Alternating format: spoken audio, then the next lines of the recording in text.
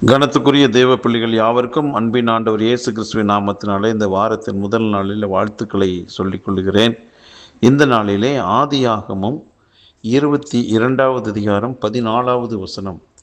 ஆபிராம் அந்த இடத்துக்கு யெகோவா ஈரே என்று பெயரிட்டான். அதனால் கர்த்தருடைய பர்வதத்திலே பார்த்து கொள்ளப்படும் என்று இந்நாள் வரைக்கும் சொல்லப்பட்டு வருகிறது. அன்புக்குரியவர்களே, ஆபிரகாம் தன்னுடைய வாழ்விலே மறக்க முடியாத ஒரு காரியம் அவனுடைய வாழ்க்கையில் நடந்தது. அவனுடைய மகனை பலியிட சொல்லும்படியாக ஆண்டவர் சொன்னார். அதற்கு கீழ்ப்படிந்து அவன் எல்லா காரியங்களையும் செய்கிறான். ஆனால் ஆண்டவர் அதை தடுத்து நிறுத்திவிட்டார். அந்த இடத்துல மகனுக்கு பதிலாக ஆட்டுக்குட்டியை பலியிடும்படியான ஒரு சூழ்நிலைக்கு ஆளாக்கப்பட்டான். அந்த இடத்துல வந்த ஒரு கேள்விதான் இது.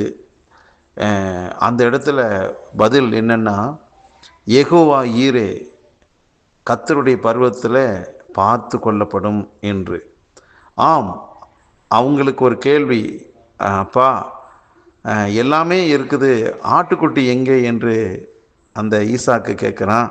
அப்பொழுது தான் ஆபிரகாம் சொல்கிறாரு, கர்த்தருடைய பர்வதத்தில் பார்த்து கொள்ளப்படும் என்று. இன்றைக்கும் அருமையானவர்களே, உங்களுக்கு உங்கள் வாழ்க்கையில் பல கேள்விகள் எழும்பலாம்.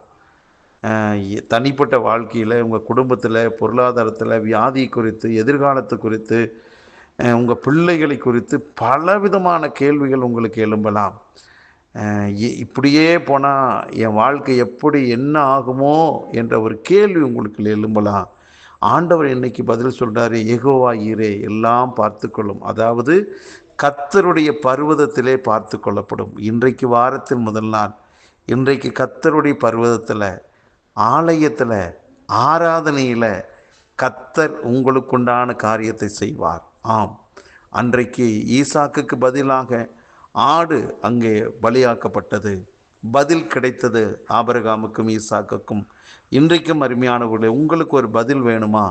நீங்கள் சார்ந்திருக்கிற உங்களுடைய தேவாலயத்துக்கு செல்லுங்கள், அங்கே ஆராதனையிலே கலந்து கொள்ளுங்கள்.